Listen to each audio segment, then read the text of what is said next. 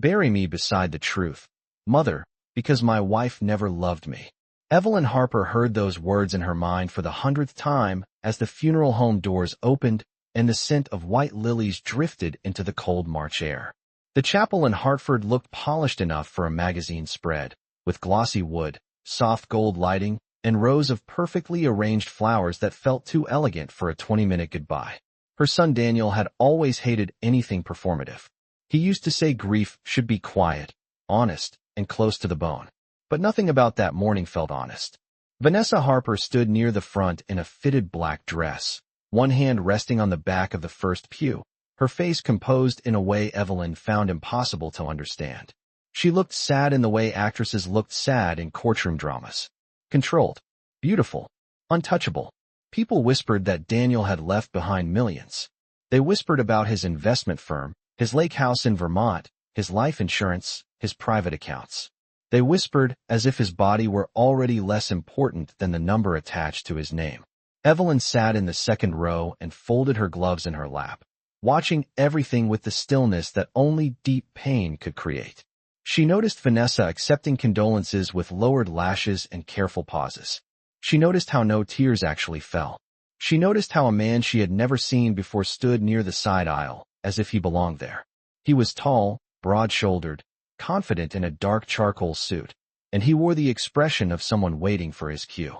Daniel had been dead for 4 days. Evelyn had barely slept. The world had narrowed into paperwork, casseroles, flowers, and the unbearable silence left by a son who used to call every Sunday at exactly 8:30 p.m. Yet through the fog of grief, one feeling stayed sharp. Something was wrong. It started 2 days earlier, when Vanessa told the funeral director Daniel had wanted a celebration of life tone, though Evelyn knew her son would never have used a phrase like that. It deepened when Martin Reeves, Daniel's attorney, quietly mentioned that several estate papers were locked pending a formal review. And it hardened into certainty when Grace Nolan, Daniel's longtime friend from college, squeezed Evelyn's arm that morning and whispered, "Watch who speaks before the pastor does." So Evelyn watched. She watched the unfamiliar man near the aisle step forward after the opening prayer. She watched Vanessa give the slightest nod, almost invisible unless someone had spent a lifetime reading faces across dinner tables and holiday fights and polite family lies. The man cleared his throat and smiled with a confidence no stranger should ever bring into a funeral. "Daniel was more than a friend to me," he began, and in that instant Evelyn felt the room tilt. Friend. The word landed wrong. Too intimate. Too rehearsed. Too owned. A few people shifted in their seats. Vanessa kept her eyes lowered, but the corner of her mouth tightened. Then a crackle broke through the speaker system near the casket. Static. A pause. And suddenly Daniel's voice filled the chapel, warm, unmistakable, and followed by one low, stunned laugh that did not belong in a house of mourning at all. Every head snapped toward the front. The man froze. Vanessa's face drained of color. And Evelyn, with her heart shattering all over again inside her chest, knew her son had not gone into death blindly. Somehow, Daniel had seen the betrayal before anyone else did. The sound did not last more than 2 seconds, but it changed the room in a way no sermon ever could. Daniel's voice had been alive enough to stop every breath in the chapel, and when the silence rushed back in, it felt heavier than grief. Evelyn did not move. She kept her hands folded over her gloves and watched Vanessa with the kind of attention that only a mother who had already buried too much could give. Vanessa blinked once, then twice, and for the first time that morning her composure looked fragile. The man at the aisle, still standing at the lectern, glanced toward her instead of the casket. That was all Evelyn needed. Not proof. Not yet. But enough to know instinct had not betrayed her. The pastor stepped forward, murmuring something about technical difficulties, yet his voice sounded thin and useless. People were no longer listening to him. They were looking at Vanessa. They were looking at the stranger. They were looking at one another, silently asking the same question. Who was that man, and why had Daniel's voice interrupted him? Grace Nolan turned in the third row and met Evelyn's eyes for half a second. She did not nod. She did not have to. The service stumbled forward, but its shape was gone now. Every prayer sounded strained. Every reading felt borrowed. Vanessa remained seated with her head slightly bowed, but she had stopped performing grief and started calculating the room. Evelyn knew that look. She had seen it in business dinners, in charity luncheons, in women who smiled before deciding what version of the truth would serve them best. When the final hymn ended and guests began to rise, Vanessa moved quickly toward the side door as if she needed air. The stranger followed 3 steps behind, careful not to appear too close. Careful, but not careful enough. Evelyn stood more slowly than the others, her knees stiff from sitting, and Martin Reeves appeared beside her with the quiet timing of a man who understood when words should wait. He offered his arm and guided her toward the hall, away from the floral displays and polished sympathy of the receiving line. There, in a corridor lined with framed landscapes no one ever really saw, he spoke in a low voice. "Daniel asked that I review certain materials only after the funeral began," he said. Evelyn looked at him. "Only after it began." Martin gave a small nod. He was specific about timing. Before she could answer, raised voices carried from the courtyard outside. Not shouting. Sharper than that. The sound of 2 people trying not to be overheard. Evelyn stepped closer to the window and saw Vanessa near the stone fountain, her black coat open in the wind, her face drained of softness. The man stood too near her, one hand cutting through the air as he spoke. Evelyn could not hear every word, but she caught enough. This was not supposed to happen. Vanessa said it first. Then the man answered, "You said he deleted everything." Evelyn felt the cold move through her chest with clinical precision. No panic. No surprise now. Just a tightening sense that Daniel had left something behind on purpose. Not money. Not property. Something sharper. Something timed. Martin glanced toward the courtyard, then back at Evelyn. "There is more," he said. Grace found a second phone in Daniel's office. Evelyn turned from the window.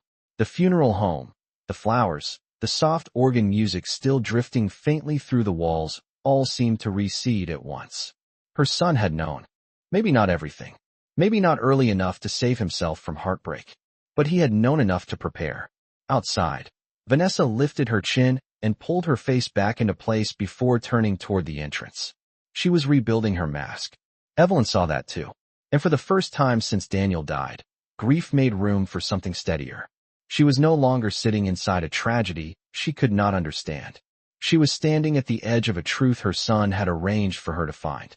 By the time Evelyn left the funeral home, the sky had turned the flat gray of dirty silver, and the wind coming off the street bit through her wool coat as if March had decided winter was not finished yet. Martin drove her back to Daniel's house in West Hartford without turning on the radio. The silence between them was not empty. It was careful. Daniel had bought the Colonial 3 years earlier, red brick, black shutters, a maple tree in the front yard, and enough land to feel private without looking showy. Evelyn had helped him choose the dining room table. She had baked in that kitchen on Christmas morning. She had stood on the back patio the summer before and listened to her son talk about expansion, about risk, about building something solid enough to last. Now the house looked untouched from the outside. But the moment Martin unlocked the front door, Evelyn felt the shift that always came after death. A home became a record of interruptions. His coat was still on the entry hook. 2 unopened packages sat near the stairs. A coffee mug remained in the study. A thin brown line dried along the inside. Vanessa had not lived there for the past 2 months, Martin said quietly as they stepped in. Evelyn turned to him. He continued in the same measured tone. "She told me they were taking space." Daniel never mentioned a separation filing, but there were changes to access, account permissions, and several urgent document requests from him during the past 10 days. Evelyn removed her gloves finger by finger. 10 days. Such a small stretch of time to hold so much. Grace arrived 20 minutes later carrying a canvas tote and Daniel's spare phone charger. Her hair was pulled back too tightly, and the strain in her face made her look older than. Evelyn remembered. They gathered in Daniel's office. The one room Vanessa had once joked felt more like a war room than a workspace. Floor-to-ceiling shelves lined one wall. A framed degree from Yale hung above a side cabinet. His desk was neat in the way only Daniel could make it, every object straight, every paper stacked, every pen placed as if order itself might hold off disaster. Grace set the second phone on the desk between them. "Found it in the bottom drawer under tax folders," she said. It was turned off. No case. No family photos on the lock screen. Just a plain black device Daniel clearly did not want visible. Martin connected the charger. Nothing happened at first. Then the battery symbol appeared, thin and red. While they waited, Evelyn let her eyes move across the room and landed on something she had missed before. A legal envelope tucked upright between two finance binders.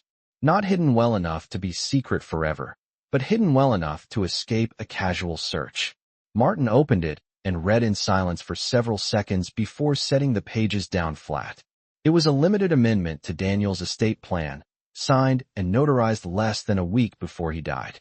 Evelyn did not ask for it yet. She looked at Martin's face and saw what mattered first. He had not expected this exact wording.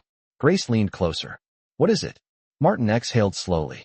Daniel created a review clause tied to fraudulent concealment, marital misconduct affecting asset transfer, and interference with beneficiary intent. Grace stared. Evelyn said nothing. She did not need the formal language translated to feel its weight. Daniel had not written that because of a vague fear. He had written it because he believed something had already happened. The phone vibrated once on the desk, weak but alive. A message screen lit up. No names, only numbers.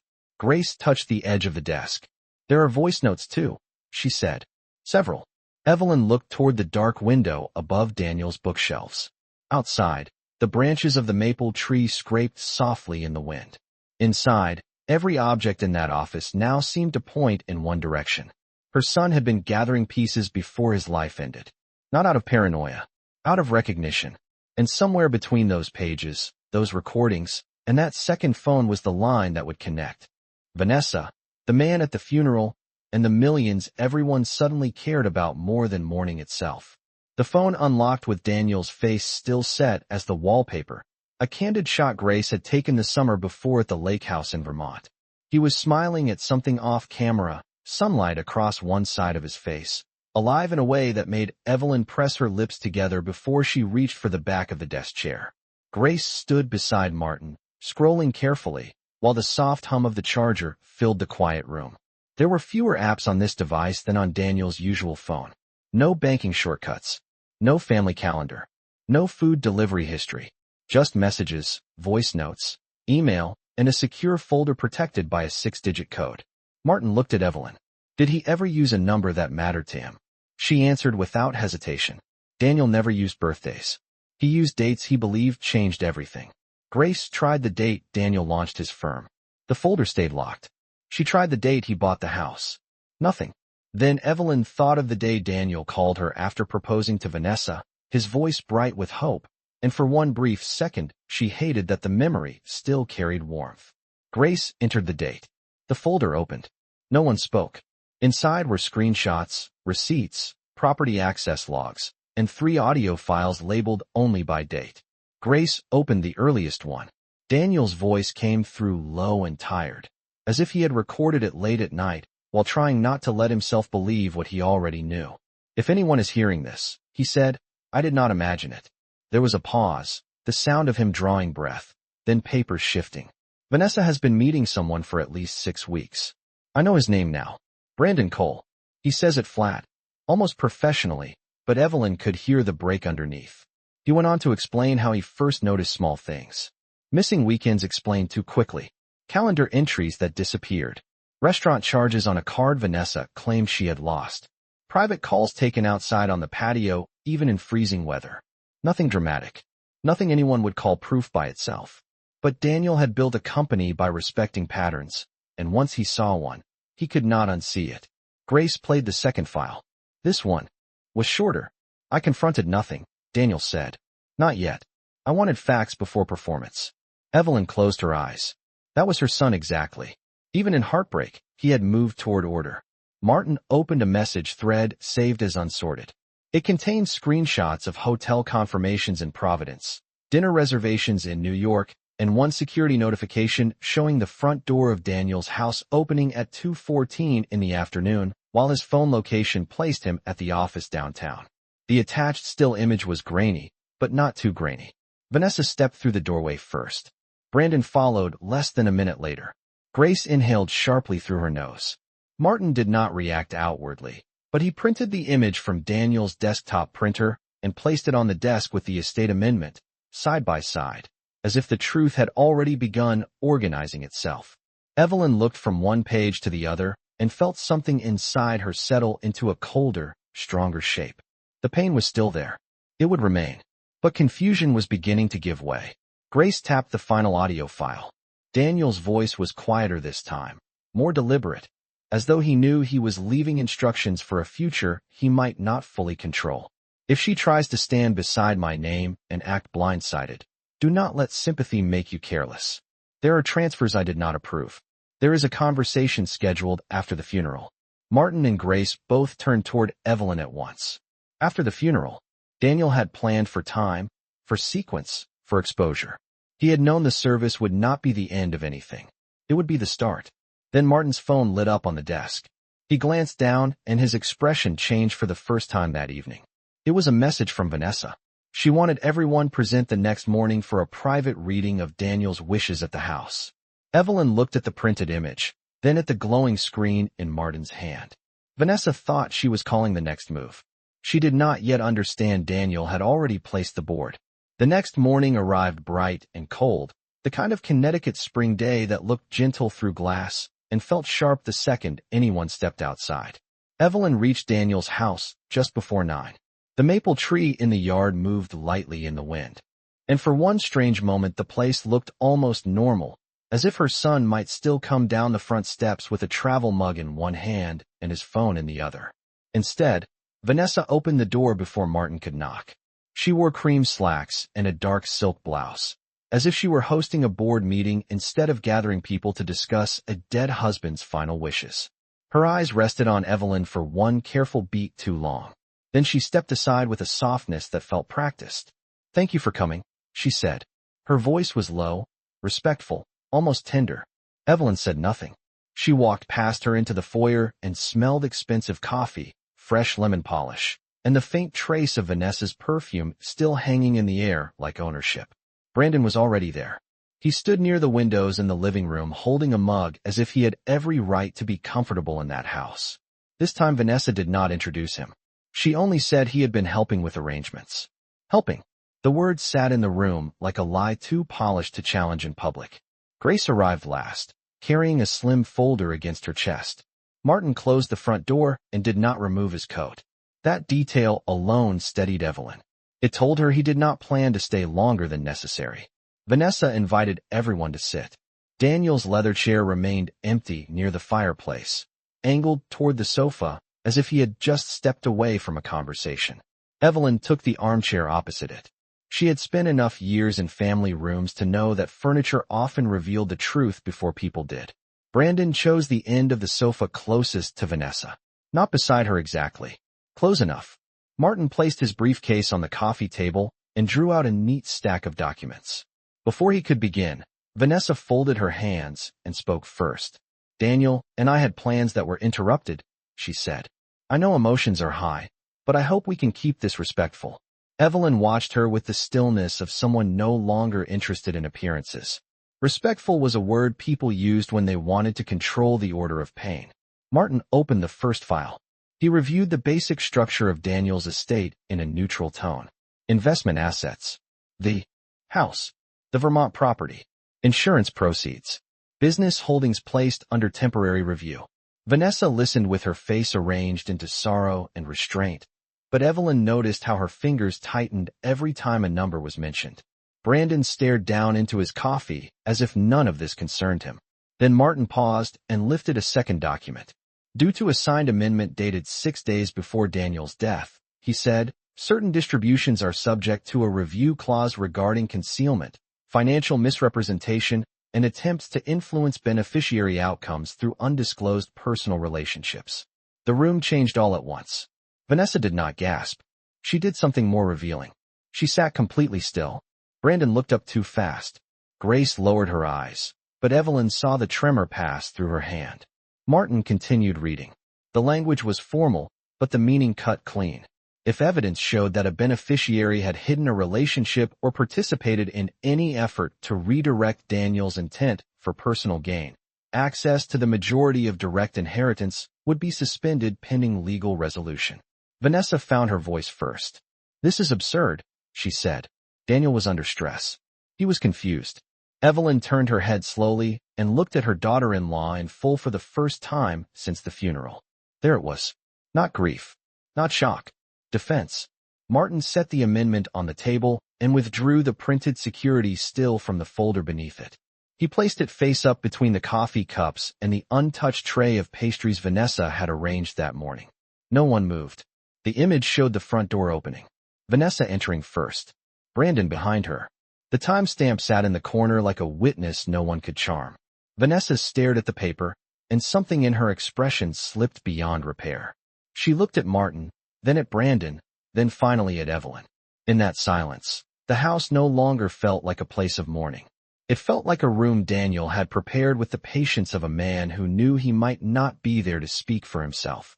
And Evelyn understood, with a clarity that made her pulse slow instead of race, that this was only the first page of what her son intended them all to see.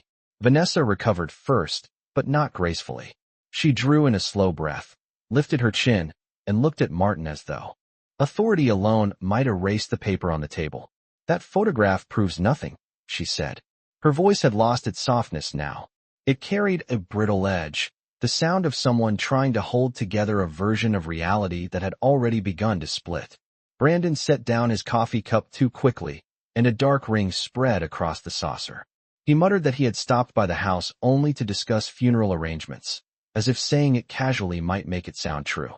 Evelyn watched both of them without blinking. She did not need them to confess. Their panic had already said more than their words ever would. Martin did not argue. He simply opened another folder from his briefcase and slid out a small stack of printed transfers, each page marked with dates and account references. Daniel had moved part of his personal liquidity into a protected holding structure 48 hours before his death, Martin said. The change was lawful, documented, and triggered by concerns he recorded directly. Vanessa stared at the papers and then back at him. Concerns about what, exactly? Martin met her gaze. About whether his intentions were being manipulated. Grace remained quiet near the window, but Evelyn could see the tension in her shoulders. The whole room felt thinner now, stripped of courtesy, stripped of the stage Vanessa had tried to build that morning. Outside, a delivery truck rolled down the street, ordinary and distant, while inside Daniel's living room the shape of his final days became harder to deny. Vanessa stood and crossed her arms. She began speaking quickly, too quickly, saying Daniel had been exhausted, paranoid, overworked, not thinking clearly. Evelyn heard the pattern at once. It was not grief speaking. It was revision. It was the desperate work of someone trying to make the dead seem unreliable because the dead had left records. Brandon rose too, but remained behind the sofa, as if he already sensed that where he stood in the room might matter later. Martin removed his glasses, polished them once with a folded handkerchief, then put them back on. There is also a recorded statement, he said. One made voluntarily, time-stamped, and stored with the estate file instructions. Vanessa's face changed again. This time the color did not leave all at once. It drained slowly, as though fear was moving through her in careful stages. Martin pressed play on his phone. Daniel's voice entered the room with steady clarity. If this is being heard, he said, then the review clause was necessary. I did not act out of anger. I acted because facts changed what I believed about my marriage. Evelyn felt the air catch in her throat, but she stayed still. Daniel continued in that same controlled tone, explaining that he had no interest in public humiliation or theatrical revenge. He wanted documentation, process, and distance between emotion and money. He said Vanessa was free to build any life she chose, but not with assets obtained through deceit. He said if Brandon Cole was present when any reading occurred, that alone would confirm the concerns that led to the amendment. When the recording ended, silence settled over the room like a verdict waiting to be signed. Brandon was the first to speak, and even then he did not sound bold anymore. He asked how Daniel could have known his full name. Martin answered without emphasis. Because Daniel hired someone to verify what he suspected. Vanessa turned toward Brandon so sharply that for one instant her entire polished mask vanished. Not into rage. Into blame. Evelyn saw it pass between them like a current.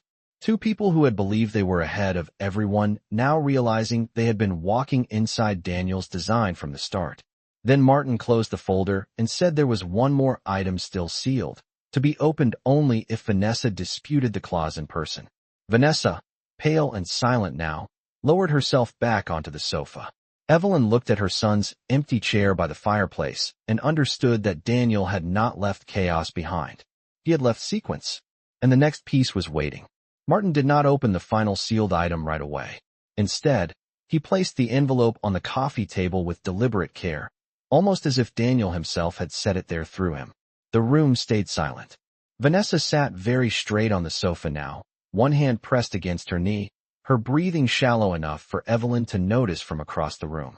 Brandon had stopped pretending to be calm. He kept glancing toward the front door, then toward the envelope, then back to Vanessa, as if waiting for some invisible signal that would tell him how much danger they were actually in. Grace remained near the window, still and watchful, while the late morning light moved slowly across the hardwood floor. Evelyn looked at the envelope and felt something settle inside her.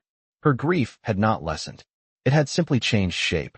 Yesterday she had walked into a funeral carrying sorrow and confusion.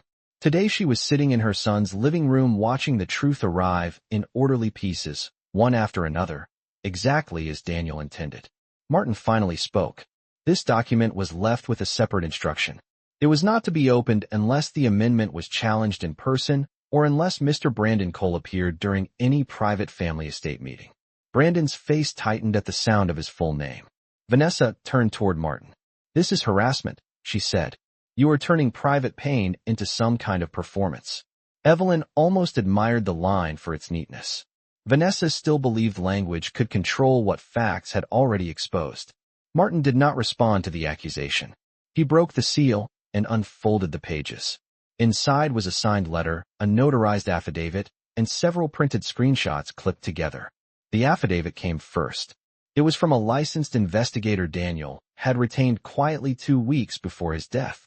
The report confirmed repeated meetings between Vanessa and Brandon at restaurants, hotels, and Daniel's own home during hours when Vanessa claimed to be elsewhere. The investigator had also documented one lunch meeting between Brandon and a financial consultant Daniel had never authorized to review family asset structures. Evelyn saw Brandon's jaw shift, saw Vanessa's fingers curl tighter. But Martin was not done. He placed the screenshots on the table one at a time. Text messages. Not rumors. Not impressions. Written words with dates, times, and names. One message from Vanessa to Brandon read, "He is moving money around. We need to know what he changed." Another from Brandon said, "Stay calm until the funeral. Then we will know what is left." No one in the room seemed to breathe. The silence was no longer uncertain now. It was total. Grace lowered herself slowly into a chair, as if her legs had weakened beneath her. Brandon stepped forward first, not in confidence this time, but in panic. He said the messages lacked context. He said Vanessa had been unhappy for a long time. He said Daniel had become cold and suspicious and impossible to live with. Each sentence sounded thinner than the last. Vanessa did not defend him. That was what Evelyn noticed most. Not love, not loyalty, only self-preservation. Vanessa stared at the screenshots as though trying to calculate whether denial was still possible. Then she lifted her eyes to Martin and asked the one question that revealed everything. What exactly was moved out of my access? My access, not our accounts. Not Daniel's plans. My access. Evelyn let that phrase hang in the room without comment. Martin answered in the same even tone. The majority of Daniel's liquid assets were transferred into a trust structure with delayed disclosure protocols and moral conduct triggers. The Vermont property was reassigned to a charitable foundation board seat Daniel designed for his mother to oversee. His primary residence was placed under temporary restriction pending legal review. And the personal account Vanessa clearly expected to inherit directly had been reduced to a fixed amount Daniel described as sufficient for transition, not reward. Brandon turned toward Vanessa then, truly seeing her for the first time in that room, and whatever passed across his face was not heartbreak. It was calculation meeting collapse. Evelyn looked from one to the other and understood that Daniel had stripped away more than money. He had stripped away illusion. And as Martin reached for the final page in the packet, a handwritten note Daniel had addressed only to his mother, Evelyn knew the cruelest part for Vanessa and Brandon was still to come. Martin held the handwritten note for a moment before giving it to Evelyn, not reading a single word aloud. That restraint mattered. It was the first kindness anyone had shown her that morning. The paper was folded once, Daniel's name written nowhere on the outside because it did not need to be. A mother knew her son's hand even after death. Evelyn opened it slowly. The room remained so quiet, she could hear the faint ticking of the kitchen clock down the hall. Daniel's writing was steady, not rushed, not frightened, not dramatic. "Mother," it began, "if this page is in your hands, then the last part happened the way I feared it might. Do not waste your grief on people who treated love like an opening bid." Evelyn read the line twice before continuing. Daniel wrote that he had spent weeks trying to convince himself he was mistaken. He had wanted an explanation less painful than betrayal, less humiliating than deception. But the more he verified, the clearer everything became. Vanessa had not simply drifted away from the marriage. She had built a second life inside it. Brandon had not merely appeared at the edge of their problems. He had stepped into them with purpose. Daniel wrote that he could forgive personal disappointment, but he would not finance dishonesty. Evelyn lowered the paper for a second and looked across the room. Vanessa had gone still again, though not with poise this time. She looked cornered by words written in a hand she could not interrupt. Brandon stared at the floor, both hands braced against the back of the sofa as if balance itself had become uncertain. Martin asked quietly whether Evelyn wanted the rest read aloud. She looked back at the note and nodded once. If Daniel had arranged this moment, then he had arranged it for witnesses too. Martin took the page and continued. Daniel's message was plain, almost spare. He stated that the trust had been designed not only to protect assets, but to reveal motive. Anyone who stayed close only when money was available would expose themselves by pushing too early, appearing too often, or speaking too confidently about a future that had not been theirs to plan. Grace closed her eyes briefly as Martin read on. Daniel wrote that if Brandon attended the funeral or any estate meeting, that alone would tell everyone what role he believed he had already won. Then came the final sentence that changed the room more than the recordings, more than the transfers, more than the investigation report. If Vanessa asks what she still receives, tell her this. I left her enough to start over honestly, because that is more mercy than she gave me. Vanessa stood up, so abruptly her chair scraped the floor. She said Daniel was cruel, that the note proved only bitterness, that no decent man would set traps for his own wife. Her voice shook now, no longer polished, no longer controlled. Brandon tried to speak over her, but she turned on him with a look so sharp it cut through whatever alliance had carried them this far. Evelyn saw the whole arrangement breaking apart in real time. Not because anyone raised a hand or lost control, but because truth had done what outrage could not. It had separated them from the story they had planned to tell. Martin remained seated. He informed Vanessa that all direct access to contested assets was frozen effective immediately, and that any challenge would bring the investigator's report, message records, and audio archive into formal review. Brandon straightened and asked whether his name would appear in court filings. It was the wrong question, and everyone heard it. Not whether Daniel had suffered. Not whether the marriage could have been saved. Not even whether Vanessa would be all right. Only whether his own name would surface. Grace turned toward the window, pressing her lips together as if she could not bear to watch another layer fall away. Evelyn rose at last, slowly, with the note still in her hand. She looked at Vanessa, then at Brandon, and spoke in a voice so calm it made both of them fall silent. Daniel already answered the only question that matters, she said. He knew exactly who you were. And in the stillness that followed, with the morning light shifting across her son's living room and the last of illusion drained from the faces before her, Evelyn understood that money had never been Daniel's final message. Clarity was. After that, no one tried to pretend the meeting was still about grief. It had become what Daniel intended all along, a final separation between love and opportunism, between what had been built in good faith and what had tried to feed on it after the fact. Vanessa remained standing for a few seconds, her face pale, her posture rigid, as if sheer pride might keep the room from fully turning against her.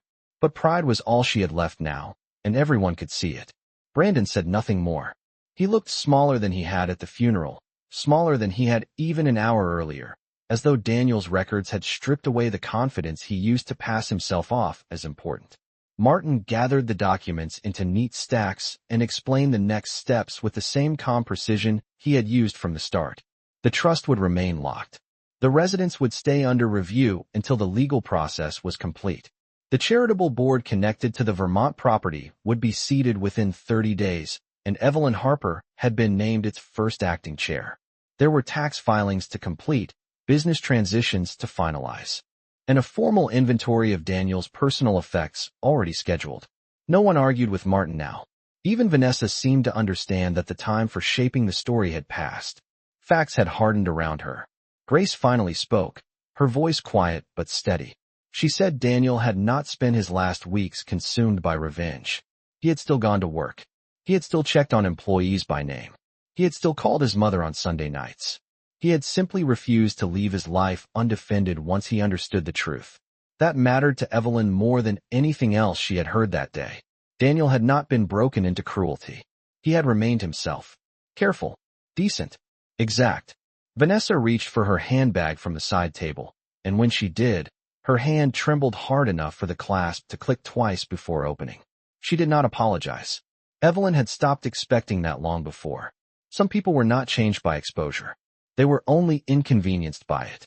Brandon moved toward the foyer without offering Vanessa his arm, and that told its own final story. Whatever they had imagined together had never been love sturdy enough to survive daylight. It had been appetite, ambition, and the false confidence of people who thought a dead man could no longer answer them. Evelyn walked them to the front hall, not out of politeness, but because she wanted to be standing when they left. Vanessa paused by the door as if searching for one last line, one last defense, one last version of herself that might still deserve sympathy. None came. Martin opened the door, and the bright March air entered the house in a cold, clean rush. Brandon stepped out first. Vanessa followed without looking back. When the door closed behind them, the silence that settled over the house felt entirely different from the silence after death. It was not empty. It was honest. Evelyn stood in the foyer with Daniel's handwritten note still in her hand, and looked toward the study where the second phone waited on the desk, toward the living room where his chair still faced the fireplace, toward the kitchen where he used to pour coffee before every early flight. The loss remained. It would remain for the rest of her life. But the worst uncertainty was gone. Her son had not died deceived in the dark. He had seen clearly. He had acted carefully.